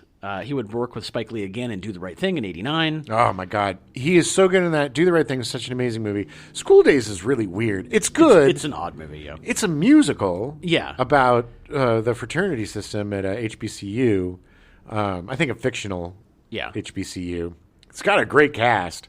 It's just it was just such a strange follow-up to She's Gotta Have It. Because She's Gotta Have It, then and Do the Right Thing, and then Mo Better Blues in 90, and then Malcolm X in 92. Mo Better Blues is might be after Do the Right Thing, my favorite Spike Lee movie. I think it's super underrated. Yeah. It's such a cool movie about jazz. It's a love letter to his dad, and because his dad, Spike's dad, was a jazz musician. Yeah.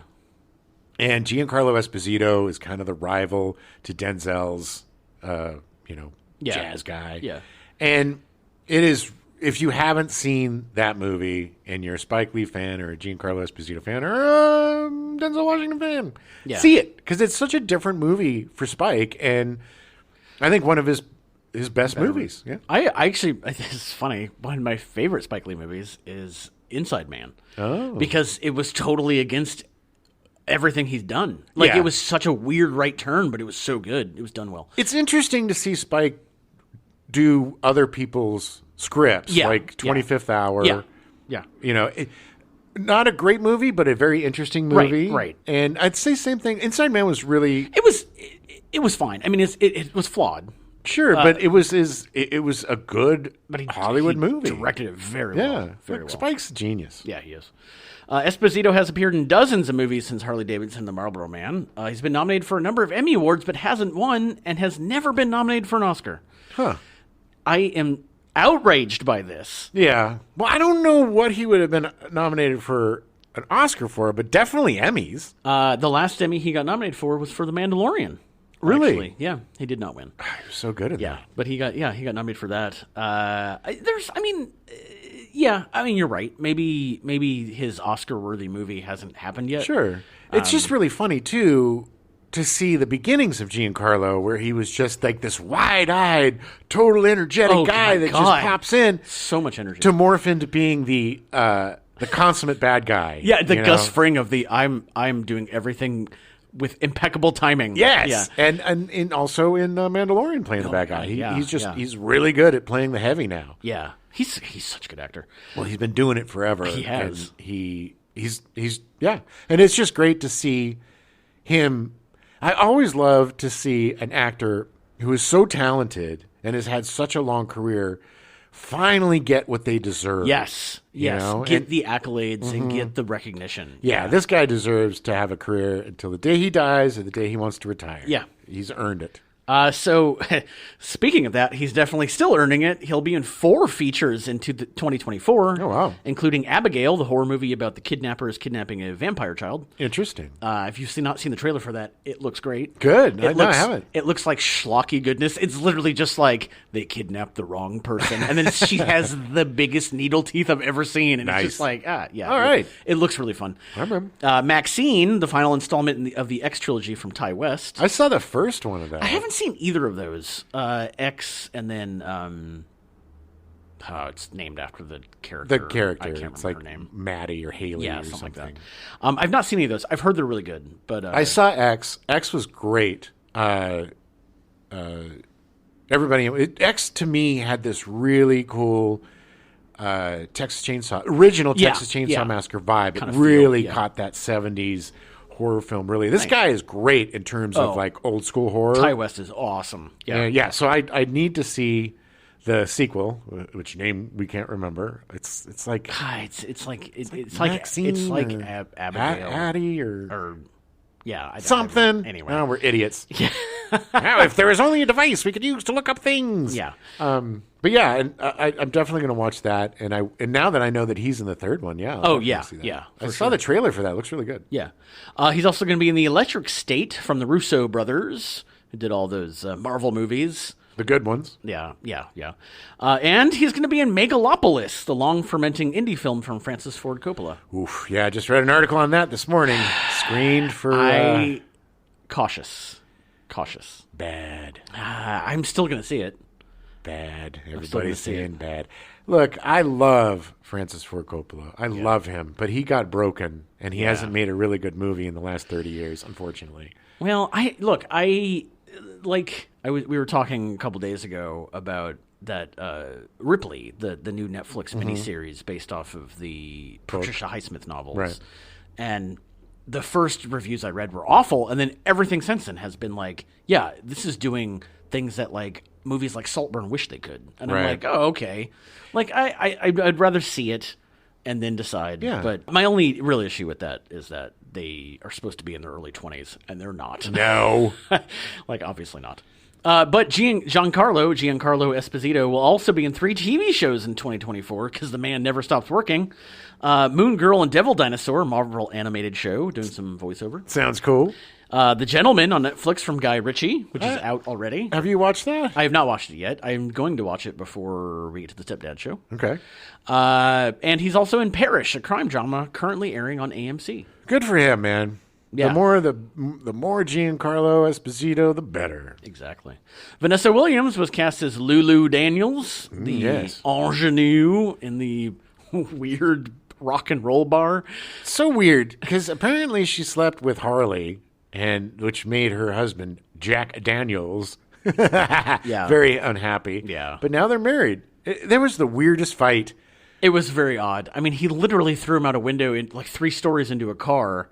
Jumped down into the car. Jumped into the car. I thought he had just crushed him. Started strangling him, and then was like, I love you. Yeah, and then they fought. How could you do that to me, Harley? Yeah. How could you do that to me? Because Because I'm a jerk. I don't apologize. it was weird. The whole thing. She knows she was getting into. Yeah. It was my pants.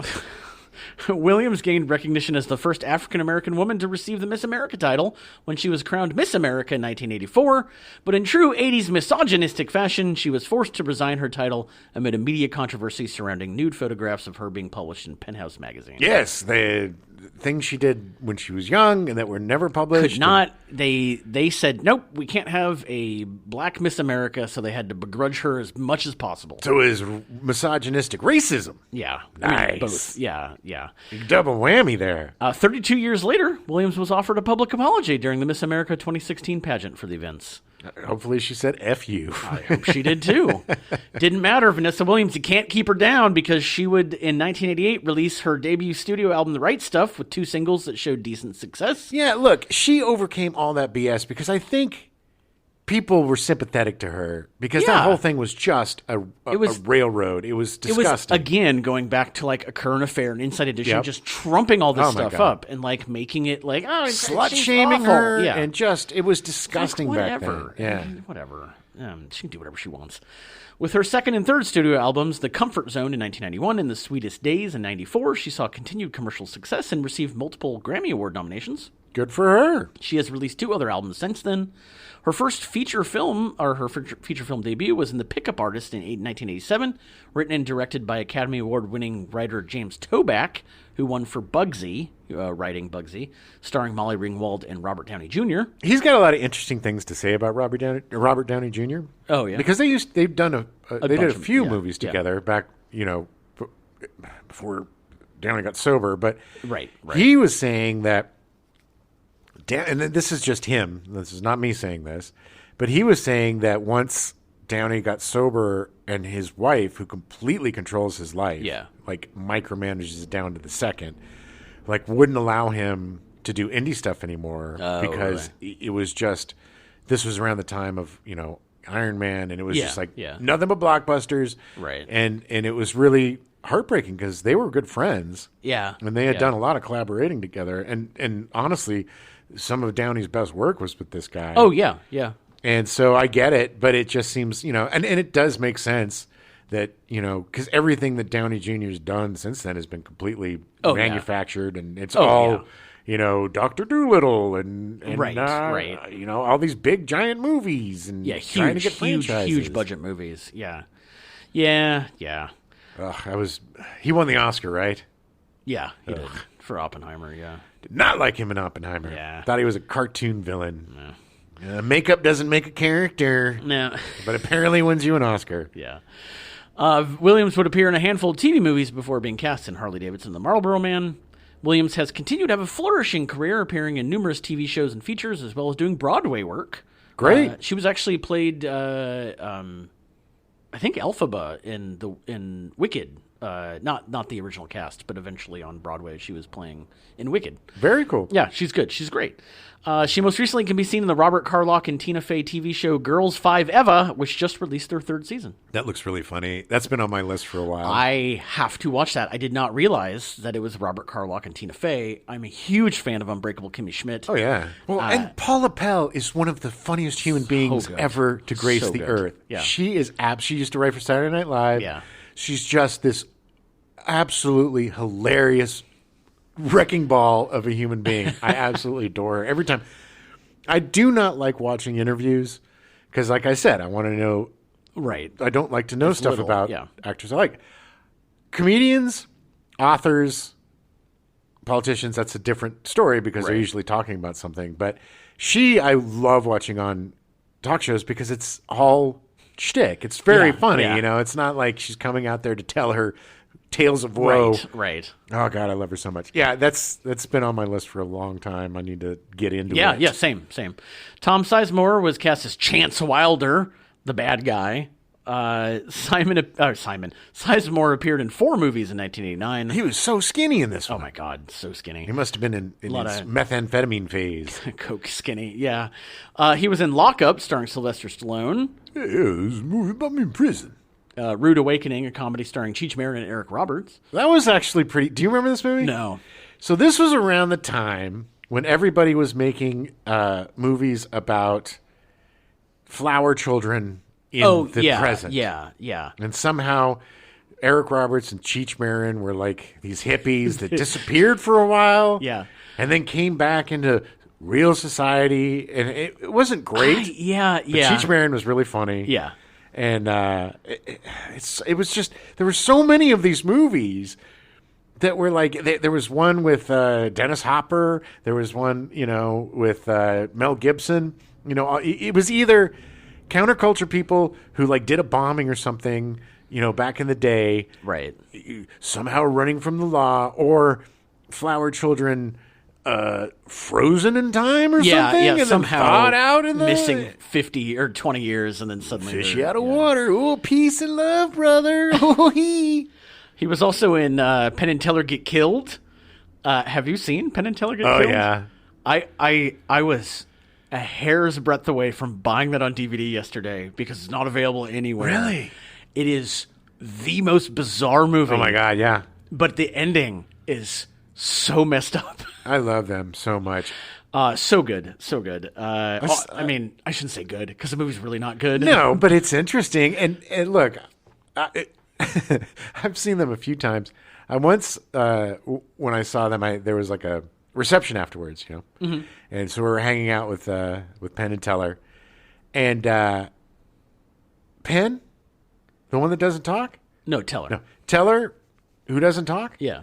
That MFer was the gabbiest mother effer I had. It was basically like, dude, shut up. Yeah. Because I gets it all out. He was so funny. I mean, they were both super nice, really great. Yeah. Like, it was so much fun to get to meet them and talk to them. And Teller actually came to our friend Jana's show in Vegas. Oh, nice. Good. When it ran in October, which is now running again. I think coming up this summer. Nice. But yeah, he came and he was a very nice guy. Loved the show. Great. Yeah. Apparently he does talk a lot, considering his character does not. And Tom Sizemore was also in Born on the 4th of July in 1989. This is what fascinates me, is that he literally had not been in a feature until Lockup, which came out in like August of '89, and then he was in 4 movies. Yeah, like all before the end of the year. Well, he was Tarantino really liked him. Used him a lot. Mm-hmm. He was just Tony Scott. Yeah. He was always. He was in a ton of stuff. He was in everything. There was Tom Sizemore, man, and it's just weird. He must have been a nice guy. Yeah. People gave him so many chances. This was just. It's just addiction is a disease, people. Yeah, it's unfortunate. Do not blame addicts. I mean, look, people have to take responsibility for what they do, but you don't blame a guy with cancer for losing his arm. I don't know. You know what I mean? It's like there's. the arm cancer? Yes, the very prevalent arm cancer. Look, man, you don't want to get arm cancer. No, you don't want to lose that arm. But what I'm saying is, no, you don't blame somebody if they suddenly have cancer. You're not blaming them for that. Like, it just happens. It's a disease. You have to figure out how to deal with it and possibly get past it. So, unfortunately, like Daniel Baldwin, Sizemore would become more well-known for his substance abuse than the many, many movies and the good acting that he's done. This is the problem, man. Back in the day, whether it was substance abuse or mental breakdowns, Hollywood was just vicious. Oh, awful. You know, you look at poor Britney Spears and what they put her through, or Amanda Bynes, or Tom Sizemore, or, you know, Daniel Baldwin, any of these people that have it's just like this glee of destroying these people. Yeah, look at the people that you hold the most cherished. Look at how they're real and they're awful. What a horrible person. They're awful. Yeah, it does blame them for their addictions, and it does blame them for their mental illness, and it was a disgusting period of time. It was awful. The whole Britney Spears thing just really irks me. Oh, my God. That just drives me nuts. Her driving around the San Fernando Valley, stopping and shaving her head in front of paparazzi. It's like, what are you all doing? Just to cry for She's help. having a friggin' breakdown. Craig Ferguson, who had a talk show at the time, had the best take on that. And he was just like, I'm not going to make fun of Britney Spears. You're watching this person go through a mental health crisis. Yeah. And you're disgusting. And he's the only person that aged well in that whole debacle because he, from personal experience. He knew how horrible it was to go through addiction and go through a mental breakdown. And he's an amazing, brilliant man. Oh, my God. Nicest guy. I was on a game show. Yeah. Celebrity Name Game that he hosted. Nicest guy ever. So sweet. Gave him a big old hug. Yeah. Yeah. Because we won. You won. You won a lot. Yeah, we won $20,000. Yeah. But yeah, just be kind to people that are dealing with mental issues and substance issues because it's not their fault. You got to walk a mile in somebody's shoes before you kick them in the ass. That's what I always say. That's what my daddy said before he left this hateful earth or whatever Don Johnson said. So in 2007, VH1 started airing the reality series Shooting Sizemore, which depicted Sizemore's struggle to regain his career and addictions to methamphetamine and heroin. Yeah.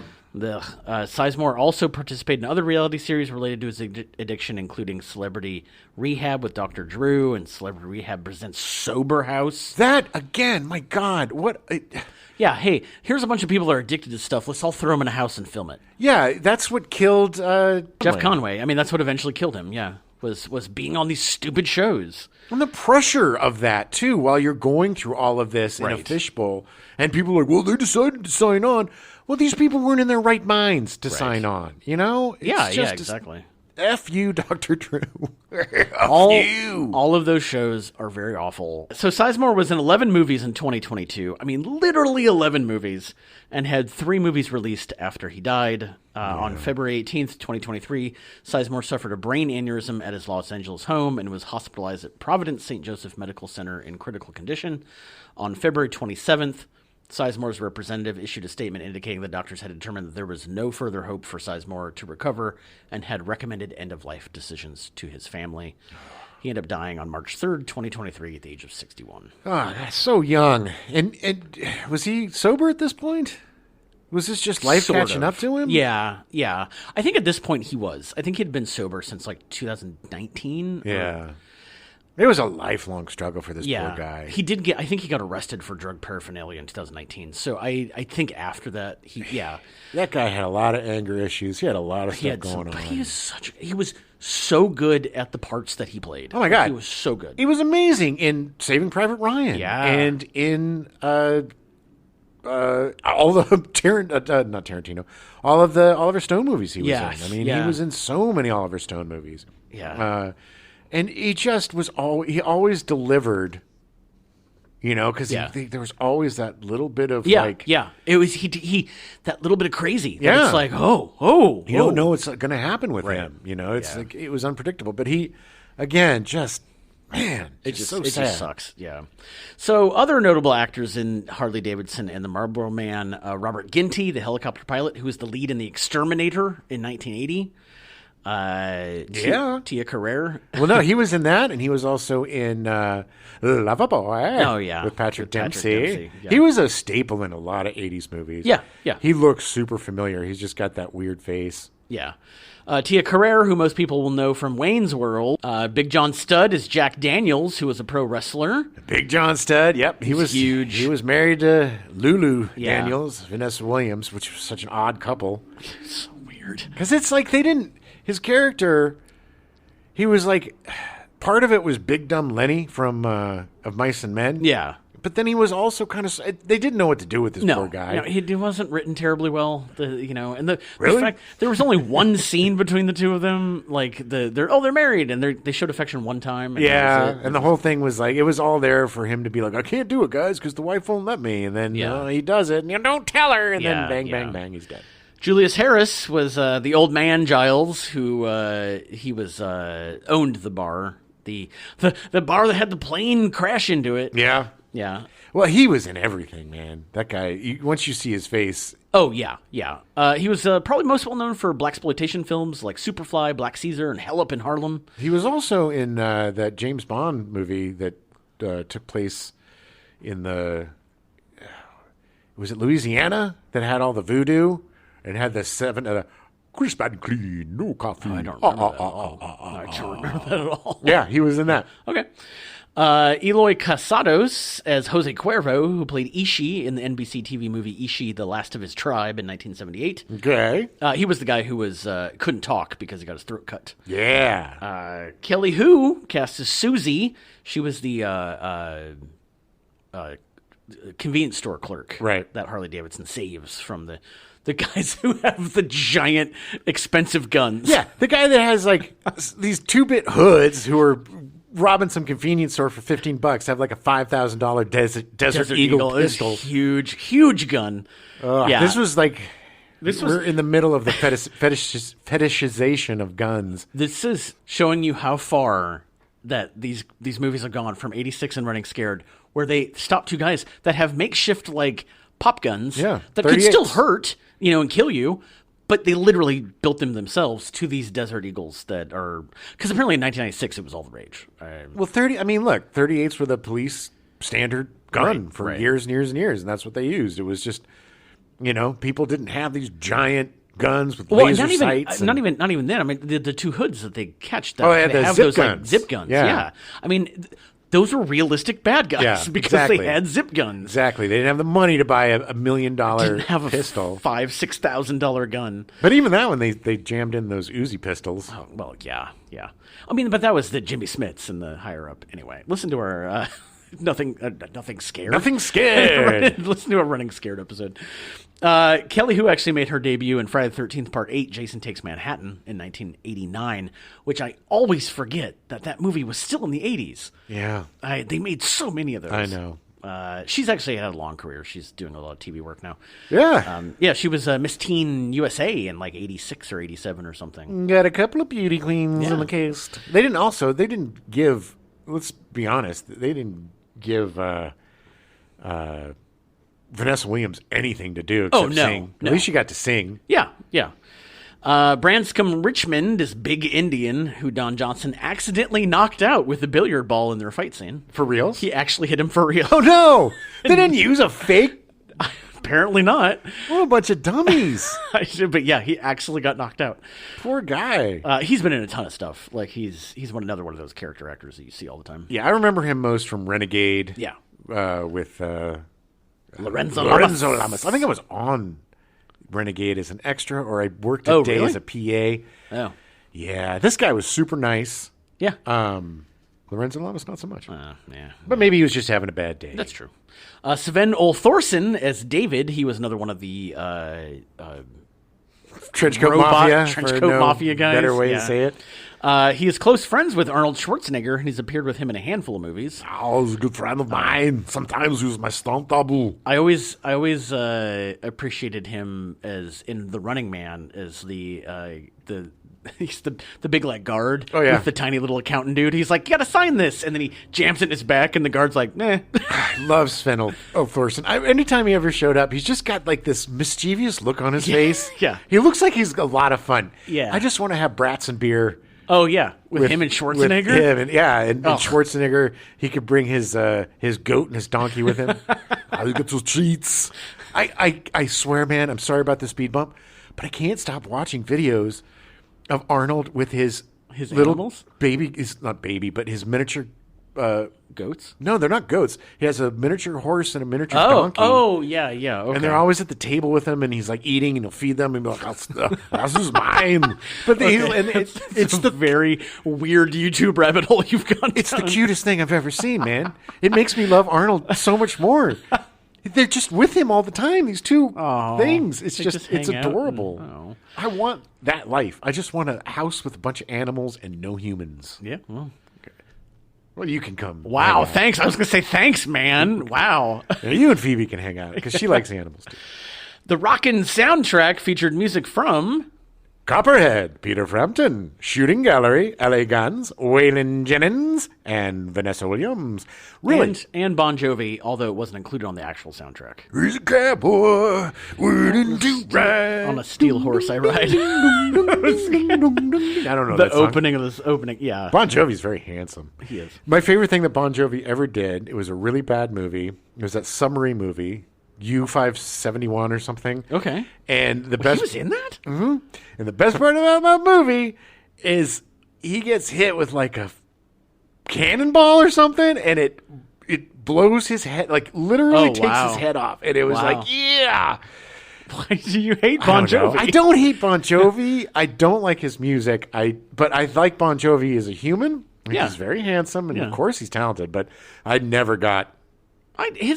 They were fine. I mean, Southern Fried Rock to me is garb. Like I can't stand Leonard Skinner. Oh no, I blow my brains out if I have to hear Freebird, 45-minute long Southern rock anthem. The funny thing is, Bon Jovi's from New Jersey. I know. He's a hairbander. I know. So I just want to talk about the soundtrack for 1 second.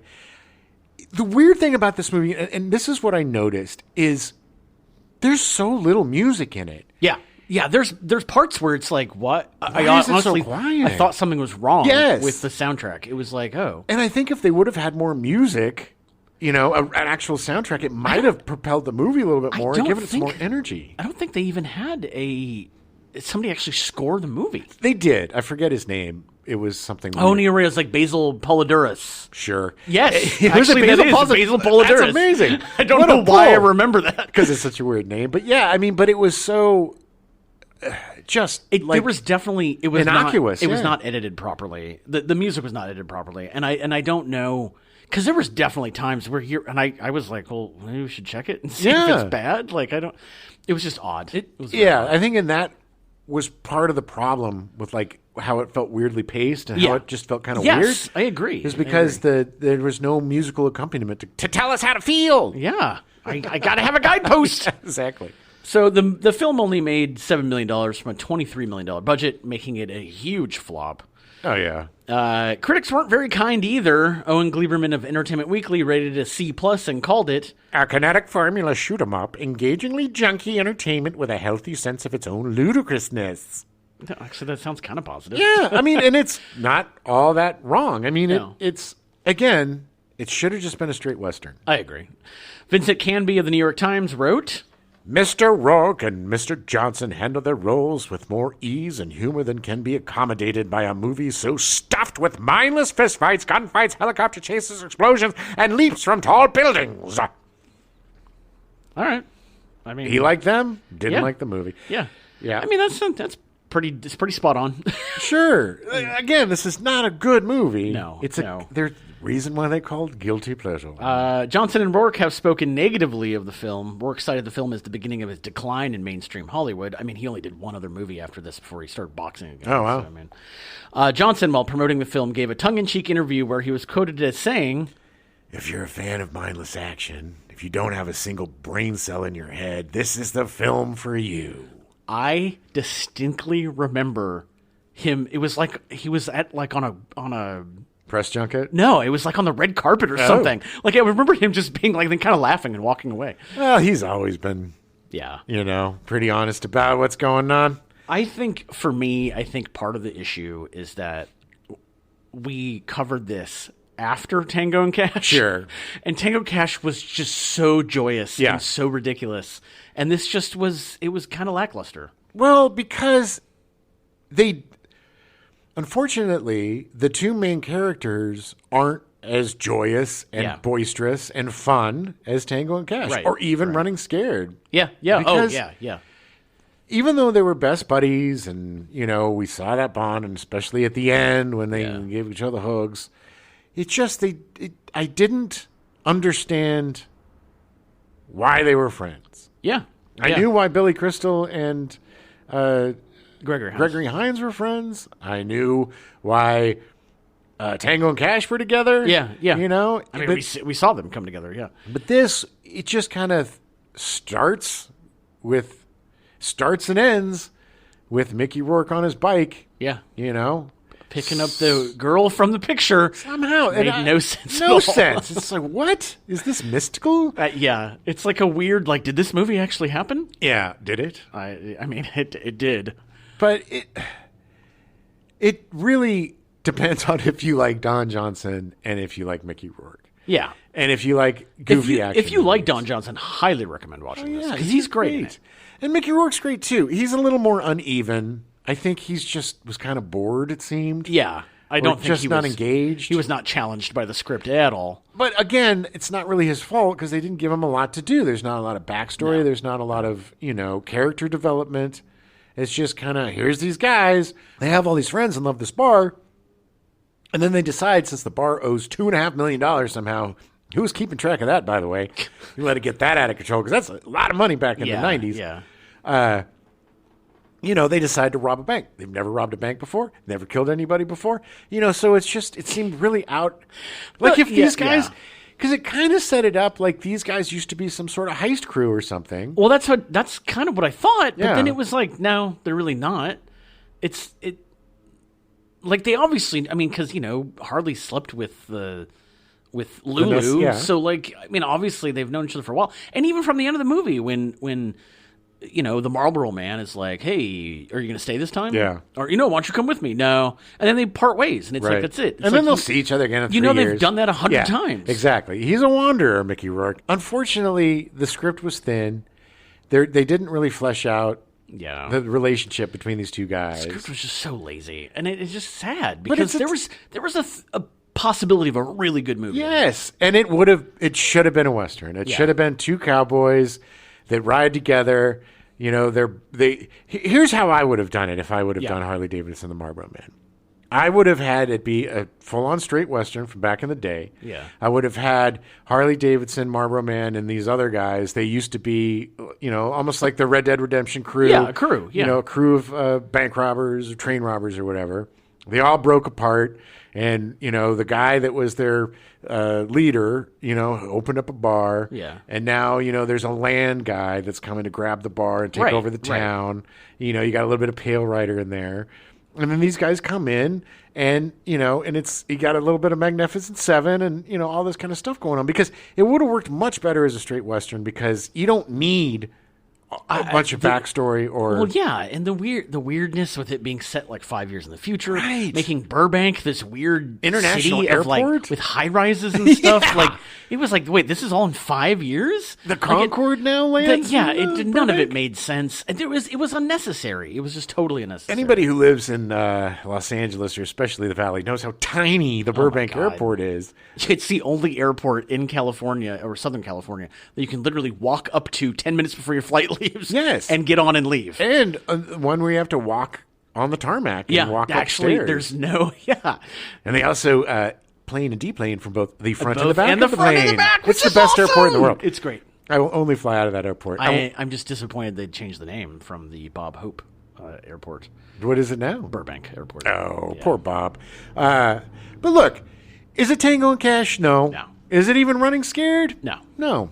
But it is a good, again, time capsule of the time. Oh, it is, definitely. Because they were, for some reason, in the early 90s, people were obsessed with the near future. It was always 97. Here's something that's happening in 10 years. Yeah, exactly. Yeah. Strange Days was that. Yeah. And Predator 2 was like that. I think that took place in 97. Yeah. There were all these just just future enough so we can have weird drugs or something. And that's another thing. Oh, the Jello the drugs. bouncy drugs. Like, I think that these weird he bounced this drug that you like put in your eyes that's 100% addictive and kills one of every kills 7 one people. out of 7 people. It's like, that's the drug I want to try. Exactly. That's going to take. And it's like, well, heroin isn't even that bad. And that's another thing from like the 90s, because it was, we're at the tail end of the Dare, just say no era. And it's like drugs in movies were just, the most ridiculous, like, it is 1,000% addictive. And if you take one thing, you're going to die or go blind or whatever. And it's like, it's really was insulting to drug addicts. Yeah, I know. It's like, look, we don't want to kill ourselves. We just want to feel good. I've been doing heroin for 10 years. What are you talking about? 10. I'm looking at you, Tom Sizemore. Yeah. But this is this would be a good double feature with, I don't know, The Hot Spot. I don't know. You pick something from the 90s. Maybe Strange Days, which isn't a very good movie. No. With Ralph Fiennes. I don't know. I'd have to think about it. I mean, you're right. It's definitely a time capsule of the early 90s and just a bellwether of the crap that was to come. Yeah, and it's a sad, ending to Mickey Rourke's chapter as a handsome leading man. And, get your friends, watch it, have some beers, do some drinks. Daniel Baldwin and smoke a little bit, and just do the riff tracks, do the MST3K, and just chat through it. It's fine. Yep. The funny parts you'll still find funny, and there's some good action sequences. Yes. I mean, they're a little goofy, but like it's a fun party movie. It's a lost movie in the pantheon of crappy action movies from the last century.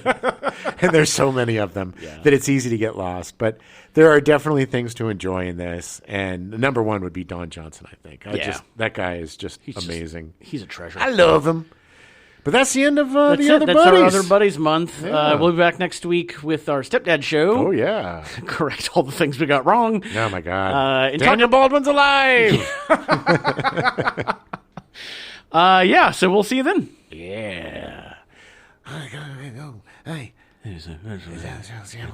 Harley Davidson. Oh, sorry. I forgot to turn off the movie. Right. Oh, my God. Bob never showed up. We got through it. Yeah, it's because I said Hurricane Bob was named after him. He got mad. I saw him down pouting in the station wagon. There goes. Oh, nope. We're done. All right, bye. Hey, guys. No. Damn it. Where's my kids?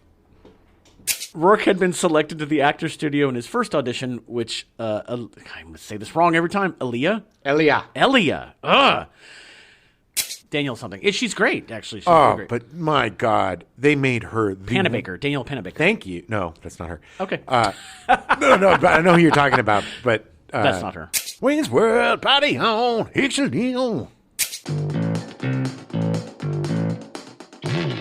We now return you to your regularly scheduled programming. Blossom, already in progress.